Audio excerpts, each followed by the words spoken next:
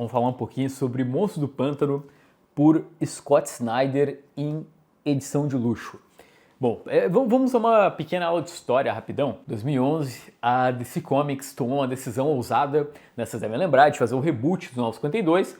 E um dos atrativos desse reboot era unificar o universo da Vertigo, ou seja, o universo dos quadrinhos adultos, com o universo tradicional.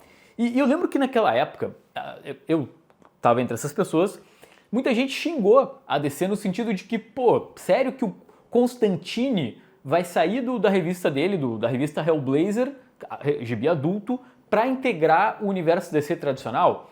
Nesse ponto as pessoas estavam certas, tá? Ninguém estava errado. Mas junto com Constantine, estavam vindo o Homem-Animal e o Monstro do Pântano, que assim, não é que esses personagens não fizessem parte do universo regular da DC, até porque teve um dia mais claro, um pouco antes, que envolveu ali o Monstro do Pântano. Mas, vamos dizer assim, agora eles são fixos do universo tradicional, não vai ter uma revista adulta do Monstro do Pântano. Só que, galera, por incrível que pareça, ficou muito legal, sabe? Pelo contrário, existe até um grupo de leitores que comenta que a melhor parte do reboot da DC, né, lá dos Novos 52 de 2011, são justamente essas séries mais adultas, ou seja, o Homem-Animal e o Monstro do Pântano. Na época, eu lembro que eu fiquei fissurado, assim, até porque o roteirista do Monstro do Pântano era o Scott Snyder. Esse é o primeiro encadernado gringo, né? A primeira vez que a DC encadernou essa fase do Monstro do Pântano. E junto com o Monstro do Pântano tinha outra série também mais adulta, que era o Homem-Animal, com o Jeff Lemire escrevendo. Ponto legal é que essas duas séries se conversavam, porque eles estavam basicamente enfrentando o mesmo inimigo, né? O Monstro do Pântano faz parte do verde, o Homem-Animal faz parte do vermelho, e os dois juntos estão enfrentando a ameaça da podridão. Mas falando um pouquinho do assunto do vídeo, né, que é especificamente o Monstro do Pântano, eu acho que uma escolha legal da DC foi o Scott Snyder, porque a gente está falando de um Snyder que recém tinha feito lá o Espelho Sombrio, estava fazendo o Vampiro Americano, né, uma série de terror, um cara que aprendeu a escrever com o Stephen King. Então, pô, colocar o Snyder aqui no Monstro do Pântano, né, fazia todo sentido. Esse quadrinho, ele não é inédito no Brasil, tá? A fase está toda compilada aqui nesse único encadernado. São, deixa eu ver aqui, são quantos? Mas são 512 páginas, ele é bem grandinho. O quadrinho ele já tinha saído naquele mix, né, a revista Dark. Mas, gente, considerando que é o Monstro do Pântano, que é um quadrinho não tão famoso, eu realmente não esperava que a Panini um dia fosse encadernar. E, pô, né, considerando que o quadrinho, acho que ele saiu em 2012 no Brasil, 2013 no máximo, levou aí uns 15 anos, mas tá aqui todo o Monstro do Pântano do Scott Snyder. Deixa eu mostrar pra vocês, ó, tem essa capa dupla do Yannick Paquette, que vocês vão ver que é um cara, sabe, essencial aqui pro quadrinho funcionar.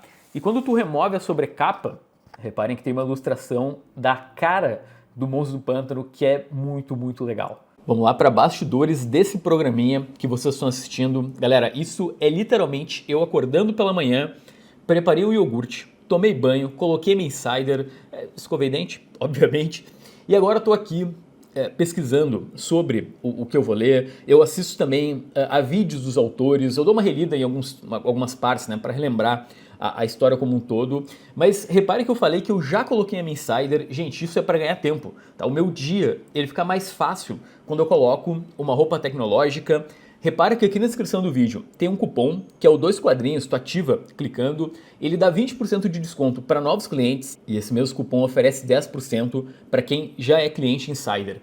Então é isso, assim como o Monstro do Pântano tem um novo visual nesse quadrinho, tu pode renovar o teu guarda-roupa com a Insider. Tá, atrativos dessa edição. Gente, até a guarda é muito bonito. É maravilhosa, né? Uma ilustração ali da galera do verde contra a galera do podre. A segunda guarda é a mesma ilustração, né? Então tem ali os dois times lutando. Logo aqui no começo vai ter tem uma introdução do Len Wein, que é o co-criador do Monstro do Pântano. E é bem legal porque ele fala que depois que o Alan Moore escreveu o personagem, né, e criou toda aquela mitologia, né, o Alan Moore criou toda a questão do verde, do parlamento das árvores, né, ele transformou um gibi de terror em algo muito maior, né, envolvendo, vamos dizer assim, as entidades do verde do universo DC. Então, o Len Wein diz que depois que o Alan Moore escreveu o personagem, ninguém mais conseguiu, vamos dizer assim, entender a voz do Monstro do Pântano, então até a chegada do Scott Snyder em 2011. Olha, uma afirmação forte aí do Len Wein, né? Ele escreveu essa introdução em 2015. Aí a gente parte para os extras, tá? Antes da gente falar da história. Cara, não tem muita coisa, né? Tem a primeira ilustração do Yannick Paquette pro Monstro do Pântano, tem alguns designs bem legais de alguns personagens, mas nada muito, assim, elaborado. Eu vou falar pra vocês que é muita nostalgia e isso... Cara, eu tô feliz de ter esse encadernado, né? Eu peguei ali na Panini Point, que tem perto aqui de casa, e vamos lá, né? Eu passei o dia, eu reli todo o primeiro encadernado, eu reli praticamente todo o segundo, eu só não li a parte ali do anual, e eu li praticamente toda a parte final de novo, né? O final em si eu li todo e li umas partes ali pra relembrar, enfim, pra fazer esse vídeo, né? São 15 anos da leitura. E deixa eu trazer aqui a palavra de Scott Snyder, o arqui-inimigo aqui do Dois Quadrinhos. Gente, eu dei uma lida também em entrevistas dele lá de 2011 e o Snyder fala o seguinte, né? Que ele recebeu esse convite da DC de escrever o Monstro do Pântano, ele já era fã do personagem, então ficou empolgadaço. E ele encontrou uma brecha para trabalhar nesse quadrinho, que é o fato de que ninguém fala do Alec Holland, né? As pessoas falam do Monstro do Pântano, né, que é a criatura, mas a pessoa que deu origem a essa criatura, né, o ser humano, ninguém tem muita noção da história dele, né? O Snyder até brinca, né? Pô, ele participou de 2 páginas lá da origem, ele era o biólogo que foi queimado e meio que era isso, sabe? Tá, mas quem é esse cara? Por que ele depois acabou se tornando o Monstro do Pântano, né? O que ele tinha de interessante? Todo o primeiro arco, tá? Praticamente todo, não tem Monstro do Pântano exatamente. Tem e não tem. Vocês vão ler e vão entender. Isso é muito legal. A gente vai entendendo um pouco mais do Alec Holland. Ele é esse cara que ele vai recusar o chamado. Sabe aquele momento da jornada do herói, né? Porque basicamente no início do quadrinho a gente tem o Superman observando que tem pássaros morrendo, o Aquaman percebe que os peixes estão morrendo, ou seja, existe alguma força estranha agindo. O Superman vai até o Alec Holland, que está vivendo uma vida super de boa. Ele renasceu como ser humano e ele tem as lembranças do Monstro do Pântano. Mas o ponto é que ele meio que ele se sente desassociado, sabe? Uma coisa é o Monstro do Pântano e outra coisa sou eu, a minha versão humana, né? Eu só tenho lembranças dessa criatura. Basicamente o Alec Holland não tem o mínimo interesse de voltar a ser o Monstro do Pântano, ele sente que isso vai ser muito prejudicial. Mas, gente, é óbvio que ele vai acabar virando o Monstro do Pântano porque, né, o gibi se chama Monstro do Pântano. O legal no começo do quadrinho é justamente a gente entender esse personagem. Ele também tem sonhos com a Abigail Arcane, né, que é aquela mina de cabelo grisalho. Só que o problema é que quem se relacionou com a Abigail é o Monstro do Pântano. Então tem essa questão aí desse amor proibido ao mesmo tempo. Cara, tem muita coisa que eu não vou falar, mas a gente vai entender um pouco melhor também quem é a Abigail Arcane, e isso vai ser importante para a fluidez da história. O Snyder, ele dá uma costurada na cronologia muito legal, sabe? Ele pega o que o Alan Moore fez lá com toda a questão da lição de anatomia e ele dá a entender, e cara, ele traz um novo rumo para esse novo Monstro do Pântano que a gente vai ver nos 952.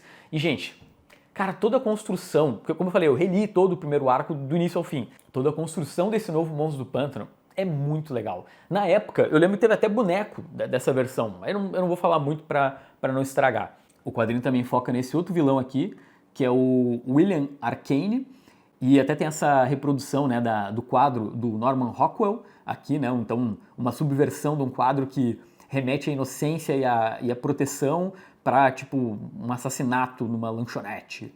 Tá, o Snyder é um cara, nessa época ele estava mandando bem. Mais ou menos, eu já vou falar um pouco mais sobre os arcos seguintes, mas... Cara, quem brilha mesmo nesse encadernado é o Yannick Paquette. Tem vários desenhistas, mas o principal é o Yannick. Cara, as diagramações dele fazem o gibi ter muito mais fluidez e muito mais cara do Monstro do Pântano clássico, né? Porque ele remete muito lá ao John Totleben, o Steven Bissette, né? Os desenhistas que trabalharam com Alan Moore, com essa diagramação que, cara, às vezes os galhos das árvores vão formar os quadros, às vezes a podridão vai, sei lá, ele acha brechas, ossos, sei lá, vai ter ossos que vão definir os quadros e eles estão numa ordem esquisita. E reparem como ele é um bom narrador, porque olha só, o início do quadrinho, ele é bem padrão, né? Tu tem ali os quadros dispostos normalmente, né? Então é o padrão de quadrinho, porém... Quando tem, por exemplo, as forças da podridão agindo, reparem que a diagramação fica toda esquisita, e isso é intencional, né? Então é para criar um contraste entre estar no mundo normal e estar, né, sob o efeito do podre. Tá, Vini, é perfeito? É 10 de 10? Não. Cara, foi legal reler porque tinha algumas coisas que eu não lembrava muito bem do final. E, bom, primeiro de tudo, tem um defeito, tá? O primeiro arco, como eu falei, é essa questão do Alec Holland. O segundo arco, o Monstro do Pântano vai enfrentar um inimigo conhecido. E no terceiro arco, a gente tem o grande crossover com o Homem-Animal, que é o Mundo Podre.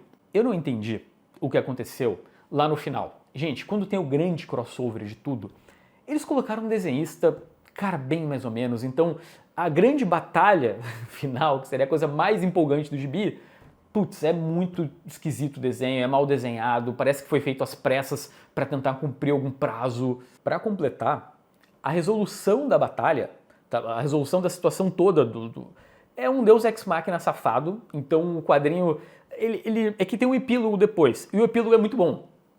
Eu não vou de novo dar detalhe, mas o que seria realmente o final da fase Scott Snyder é melhor, digo, a última edição dele é melhor do que a edição anterior, que é a mais importante, que seria a grande batalha. Então, sim, o quadrinho tem esse defeito. Eu acho que mesmo assim, não é algo assim que, meu Deus, determinante, sabe? Toda a construção da HQ é muito legal. Tá, e talvez tu esteja se perguntando, Vini, eu sou obrigado a ler o Homem-Animal, né? Porque, como eu falei, os dois fazem um crossover. Eu sou obrigado a comprar o quadrinho do Homem-Animal que a Panini vai publicar para entender isso aqui? Não. Sim, tem aqui dentro desse encadernado tem as edições do Homem-Animal que são necessárias para entender o crossover. Então, meio que agora a Panini vai imprimir um ônibus do Homem-Animal, né, do Jeff Lemire. As mesmas edições vão estar nos dois quadrinhos para justamente formar o crossover, então meio que tá tudo bem. Só um parênteses aqui rapidão, talvez tu esteja se perguntando, né, Vini, mas por que o Homem-Animal é um ônibus e a edição do Monstro do Pântano do Scott Snyder é simplesmente uma edição de luxo?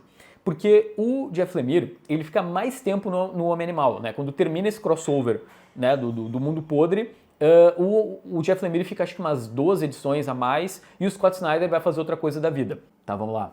Uma nota de 0 a 5 para Monstro do Pântano de Scott Snyder. Gente, eu vou dar um 4.4. Tá? Uma nota alta, né? É um quadrinho de alto nível, realmente, sabe? Os desenhos são bons. Muda bastante o desenhista, porque o Yannick Paquette, ele tem o processo artístico dele é realmente mais lento, mas mesmo com as mudanças é muito legal. Eu tirei um pouco da nota porque o final realmente é mal desenhado. Cara, é super cartunesco, sabe? Muda, não tem nada a ver com os outros desenhistas do quadrinho. E como eu falei, né, o final tem um Deus Ex Machina para resolver tudo, mas no geral é muito bom, justamente por ter esse epílogo, né, que dá uma costurada e, sabe, meio que, por mais que seja um gibi de super-herói e nunca acaba, né, depois tem a fase Charleston, né, o Monstro do Pântano continua, o final desse quadrinho, ele poderia ser, vamos dizer assim, um final pro Monstro do Pântano, é bonito. Quem diria, gente, depois de a gente pedir muito, mas muito pra Panini, tá de volta aí o Monstro do Pântano do Scott Snyder. Espero que esse vídeo tenha sido útil. Comentem embaixo se vocês também viveram os 952, vocês concordam que Monstro do Pântano e Homem-Animal são as melhores séries desse período? Você sabe que eu postei nos meus stories o Monstro do Pântano e eu recebi mensagens das pessoas dizendo, pô, melhor série dos 952, junto com o Homem-Animal. Gente, eu tô orgulhoso, esse vídeo ficou muito legal, né? Pô, deu pra fazer uma retomada do histórico do personagem, trazer referências, trazer entrevista com o Scott Snyder, né? Fala dos autores. Vocês tiveram uma experiência bem completa aqui sobre o Monstro do Pântano. E é só no 2 quadrinhos, tá? Esse nível de pesquisa, etc, tá bom? Valeu.